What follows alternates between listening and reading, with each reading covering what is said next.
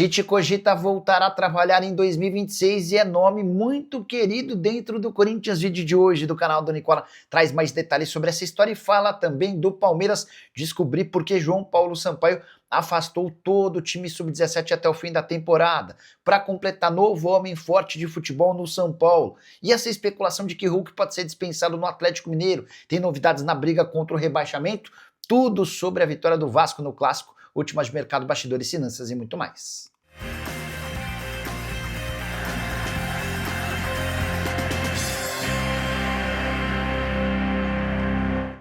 Fala aí pessoal, eu sou Jorge Nicola, bem-vindos a mais um vídeo do canal, sempre bom ter vocês por aqui, sem perder tempo, pedir para deixar like, se inscrever no canal e ativar as notificações antes das notícias. Bora brincar com o palpitão do Nicola, momento em que eu dou sugestões para os jogos do dia.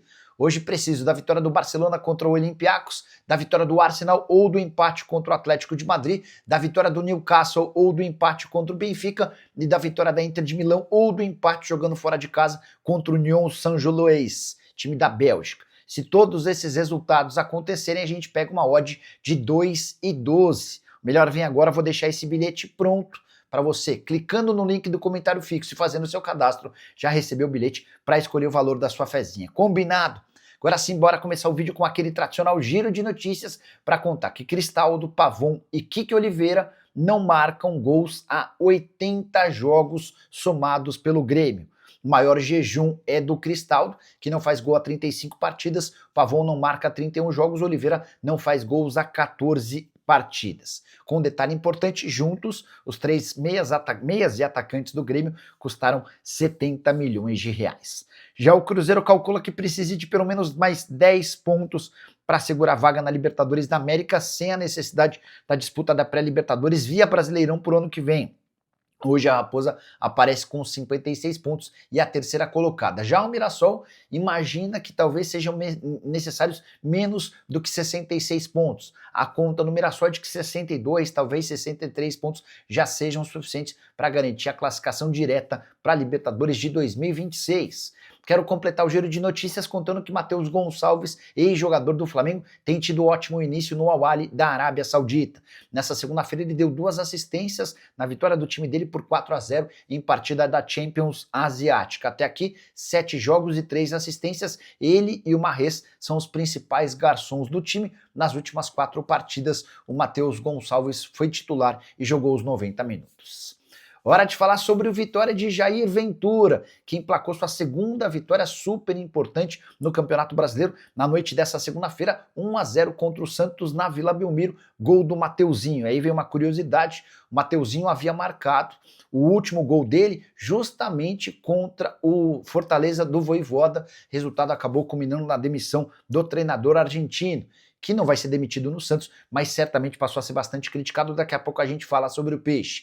Queria destacar aqui com essa nova vitória do Vitória, o campeonato embolou de vez. Nesse momento, o Vitória tem os mesmos 31 pontos do Santos. A vantagem do Peixe fora da zona do rebaixamento se dá pelo número de vitórias, 8 vitórias para o Peixe, 7 vitórias para o Vitória. Como observação importante, o time baiano tem jogos a mais, tem um jogo a mais do que a maioria dos concorrentes na parte de baixo da tabela. Resultado de vitória do time baiano foi muito ruim também para Atlético Mineiro, Internacional, Ceará, outros times que estavam distantes da zona do rebaixamento, mas depois desses 6 pontos conquistados pela equipe do Jair Ventura, viram a proximidade do Z4. Nesse momento, o Galo tem apenas 2 pontos de vantagem em relação ao Z4, o Ceará e o Internacional aparecem 4 pontos à frente. Até Corinthians, Grêmio e Red Bull Bragantino, que tem 36 pontos, começam a ficar ligeiramente a perigo. A distância em relação ao Z4 é de apenas 5 pontos e o próximo jogo é justamente Vitória e Corinthians no Barradão no próximo sábado. Fui checar com o pessoal da Universidade Federal de Minas Gerais sobre as chances de rebaixamento depois da rodada de ontem. O Vitória aparece com 45% de chances de cair, o Santos com 35%, o Galo com 13%, seguido por Ceará 7%, Internacional 6% e Corinthians 5%. Hora de falar sobre o Santos. Rebaixamento vai bater forte na porta do Peixe nos próximos dias. A derrota para o Vitória foi tenebrosa. O time ainda se manteve fora da zona do rebaixamento, apesar de ter a mesma pontuação do Vitória. Mas os próximos jogos são pesadíssimos. Você sabia que o Santos faz dos próximos 6 jogos 5 confrontos contra times que ocupam as 6 primeiras colocações do Campeonato Brasileiro? A sequência começa com um confronto contra o Botafogo fora de casa. Fortaleza é o único respiro nessa sequência. Fortaleza dentro de casa, depois Palmeiras fora, Flamengo fora, Palmeiras em casa e Mirassol em casa. A menos que o Santos surpreenda demais nessa sequência, dá para imaginar o Peixe entrando na zona de rebaixamento nessas 6 partidas, e é tudo que o torcedor do Santos nem queria ouvir falar, a possibilidade de o Peixe voltar para a Série B um ano depois de ter subido como campeão da segunda divisão. Resultado da derrota para o Vitória causou enorme desespero nos torcedores na Vila Belmiro e nas redes sociais. O 1-0 pro Vitória foi tenebroso. Hora de falar sobre o Vasco da Gama, que entrou para valer na briga por Libertadores da América, mais do que isso, na briga pelo título do retorno do Campeonato Brasileiro, com a vitória por 2-0 contra o Fluminense nessa segunda-feira, no Maracanã, para mais de 50 mil pessoas, com gols de Ryan e Nuno Moreira. O Vasco segue com a terceira melhor campanha do retorno. São 22 pontos conquistados, 20 pontos conquistados contra 22 do Palmeiras e 21 do Flamengo. Esses são os 3 melhores times do retorno do Campeonato Brasileiro. O Vasco é também hoje o 8º colocado na classificação geral, com 39 pontos. Ele ultrapassou o São Paulo, que estacionou nos 38. A briga do Vasco vai ser por vaga em Libertadores da América. 5 vitórias nos últimos 6 jogos, campanha de recuperação, especialmente depois da chegada dos reforços na janela de transferências da metade do ano. Carlos Cuesta e Robert Renan melhoraram demais o sistema defensivo. O Cauã Barros parece que joga no Vasco há anos. O Andrés Gomes é boa opção no ataque e o Ryan tem deitado e rolado. Ontem, com um gol em chute de fora da área e participação no segundo gol, que teve falha do goleiro Fábio. Foi só a segunda vitória do Vasco em clássicos disputados nessa temporada contra times do Rio de Janeiro, reforçando e reafirmando o ótimo momento do time do Fernando Diniz. Hora de falar sobre essa história de que Hulk pode ser dispensado. Vinícius Nicoletti contou em seu boletim na ESPN que existe uma discussão dentro do Atlético para rescindir o contrato do Hulk em dezembro. Vale a lembrança de que o maior ídolo do Atlético nos últimos anos tem contrato com o Galo até dezembro de 2026. Nicoletti pondera que o custo de R$2 milhões por mês, o maior do elenco do Atlético, e a condição de reserva hoje fazem com que o Galo pense na possibilidade de rescisão. É óbvio que Hulk e Atlético negaram. O Hulk chegou a dizer o seguinte: tenho um contrato e pretendo cumprir. Se o clube não quiser ficar comigo, que venha me procurar. Ninguém em nenhum momento me procurou. Já o Atlético soltou uma nota para afirmar o seguinte, abre aspas: o Atlético esclarece que especulações sobre um possível encerramento de contrato do Hulk são infundadas. Esse assunto jamais foi tratado internamente. Estamos absolutamente concentrados nas competições de 2025. Cheguei a conversar com o dirigente do Galo e ele afirmou que, em meio à decisão contra o Independente Del Valle, nem daria para estar pensando na dispensa ou na rescisão do contrato do Hulk. É verdade que ele vive o pior momento desde que chegou ao Atlético, temporada de 48 jogos, só 16 gols e 4 assistências, menor número de gols e menor número de assistências desde que foi contratado numa única temporada, mas eu não acho essa conversa tão maluca, tá? Até porque o São Paulo não morre de amores pelo Hulk. É óbvio que ninguém no Atlético vai confirmar esse tema, mas acho que a gente precisa esperar para ver como é que o Hulk termina. Se não houver evolução do Hulk, é possível que o São Paulo sugira assim na reformulação do elenco, incluindo o Hulk de saída do Galo. Hora de falar sobre Flamengo versus Racing, que começam a decidir uma vaga na final da Libertadores nesta quarta-feira. E tem um personagem especial para esses dois confrontos. Gustavo Costas, técnico do Racing, veterano, antigo e torcedor fanático do Racing. E ele se mostrou bastante emocionado para esses confrontos, lembrando que o Racing não chegava a uma semifinal de Libertadores há 28 anos. E citando também que o Racing não vai à decisão da Libertadores há 58 anos. A afirmação dele sobre esse tema foi a seguinte: meus filhos nunca viram um Racing vencer a Libertadores. E esse é um sonho que todos nós temos, afirmou Gustavo Costas, treinador com enorme ligação com o clube, chegou a ser bastante criticado na virada do ano, o Racing havia fracassado, não vinha jogando bem, mas é um time de muita qualidade.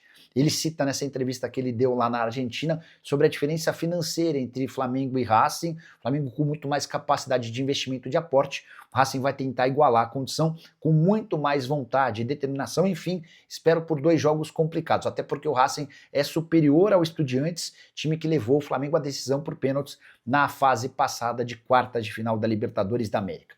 Só para completar o noticiário envolvendo o Flamengo e o Racing, contar que Diego Simeone, técnico do Atlético de Madrid e amigo pessoal do Felipe Luiz, encheu a bola do Flamengo, mas afirmou que vai torcer pelo Racing também, assim como o Gustavo Costas. O Simeone é torcedor de infância do time argentino. A saideira sobre o Fla, a expectativa é pela presença de 100 ônibus vindos da Argentina, com torcedores do Racing, 4.000 torcedores presentes do time argentino. Um total de 71 mil ingressos vendidos, e o Maracanã vai estar lotado nessa quarta-feira para o primeiro jogo das semifinais. Você tem palpite para Flamengo e Racing?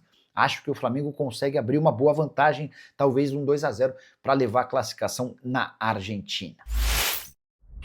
Descobri por que o Palmeiras afastou todo o elenco sub-17 da reta final do Campeonato Paulista da categoria. Esse espaço vai ser ocupado pelo time sub-16. Notícia vazou na semana passada. João Paulo Sampaio, gerente das categorias de base, não quis justificar o motivo, mas afirmou que todo o elenco do sub-17 não vai participar da reta final do Paulistão. Pois bem, há uma série de comportamentos dos atletas do sub-17 que justificam essa decisão. Alguns jogadores um pouco mais mascarados do que poderiam. Comportamento em treino de determinados atletas também não era tão legal. Mas a gota d'água se deu quando o João Paulo Sampaio descobriu que houve uma festa num sítio com atletas do Palmeiras, mulheres e bebidas. Tudo isso na semana do confronto contra o Grêmio, semifinal do Campeonato Brasileiro Sub-17. João Paulo não gostou, se irritou e avisou aos atletas que se eles não passassem pelo Grêmio e chegassem à final do Campeonato Brasileiro Sub-17, eles sofreriam punição. O Palmeiras empatou no tempo normal em 1-1, Arena Barueri, e foi eliminado nos pênaltis. A consequência, todos os jogadores do Sub-17 estão afastados até o fim da temporada e não participam do Campeonato Paulista da categoria. Como eu contei, o Sub-16 é quem vai ter a responsabilidade de ficar jogando essa competição. Faz parte do processo de instrução e educação desses atletas. João Paulo tem muito mérito na escolha e formação dos jogadores, mas também na condução, meio linha dura, em alguns momentos mais próxima desses jogadores. O Palmeiras, só para lembrar, já faturou mais de 2 bilhões e 100 milhões de reais com transferências de atletas formados na base nos últimos 10 anos. Saideira sobre o Verdão. Everton está praticamente descartado do confronto contra a LDU quinta-feira na altitude de Quito. Ele sofreu uma fissura no braço direito, até chegou a fazer alguns trabalhos em campo, mas ainda sem bola. Hora de falar sobre o técnico Tite, que decidiu voltar a trabalhar em 2026. De acordo com a ESPN, Tite já fez esse comunicado a pessoas próximas e aos poucos o mercado tem sido informado sobre a intenção do ex-técnico da seleção em retomar seus trabalhos. Tite, que quase fechou com o Corinthians, quando ele ia se apresentar, teve um problema de saúde e pediu para não ser mais contratado. E é exatamente o Corinthians que surge como uma ótima alternativa para o Tite. Posso assegurar que dentro da atual diretoria nova, que ocupou o espaço do Augusto Melo, há uma série de fãs do Tite. Enquanto isso, Dorival Júnior não é um cara super querido pela atual administração. A avaliação do trabalho dele é de que o Dorival faz um trabalho só razoável, tem muita dificuldade em fazer com que os atletas rendam mais do que eles poderiam. O Dorival vai continuar em 2026 se for campeão da Copa do Brasil. Vale a lembrança de que o Corinthians começa a disputar as semifinais do torneio a partir de 10 de dezembro contra o Cruzeiro, do outro lado da chave, Vasco e Fluminense. Se o Corinthians for campeão, é certo que o Dorival fica para a próxima temporada. Dorival tem contrato até dezembro de 26. Em caso de eliminação para o Cruzeiro e um campeonato brasileiro só razoável como o atual, é grande a chance de Dorival cair, e eu posso assegurar que o Tite tem excelente imagem diante dos dirigentes atuais. Só para completar, em relação ao Corinthians, registrar que o Corinthians pagou nessa segunda-feira os 780 mil reais que devia ao Cuiabá, referentes a uma segunda parcela que causaram transfer ban nessa segunda. Transfer ban impede o Corinthians de registrar atletas, nenhuma novidade, até porque o Corinthians já tinha outros 2 transfer bans contra si, esses expedidos pela Corte Arbitral do Esporte.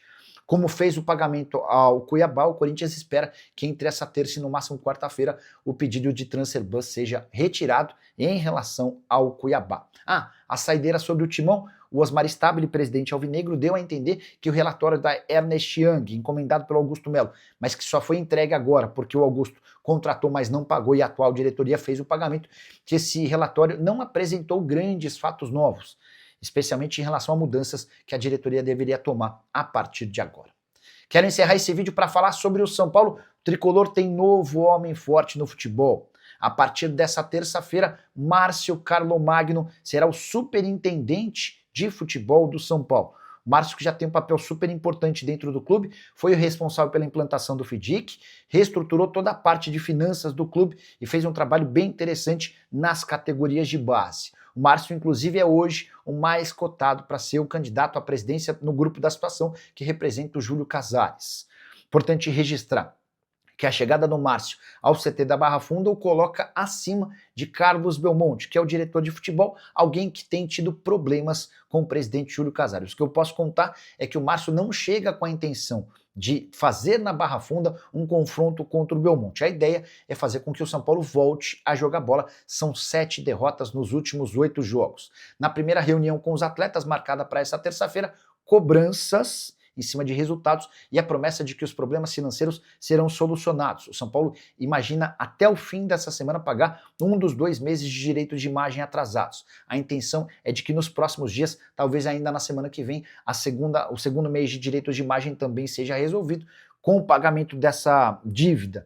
E a cobrança, o São Paulo imagina começar a ser mais capaz de buscar resultados. Repito, tricolor que chegou a sonhar até em ficar entre os 4 primeiros colocados do Campeonato Brasileiro, depois dessa sequência de 7 derrotas em 8 jogos, que também custou a eliminação da Libertadores, hoje é o 9º colocado no Campeonato Brasileiro, cada vez mais distante do G6. Recuperação precisa chegar o mais rápido possível, se iniciando talvez no confronto contra o Bahia no final de semana no Campeonato Brasileiro, partida no Morumbi, talvez a última do São Paulo jogando dentro de casa, certamente a última antes dos shows, né? Depois a gente não sabe qual é o impacto dos shows, serão 6 apresentações no Morumbi e existe a possibilidade de São Paulo fazer até 4 partidas na Vila Belmiro.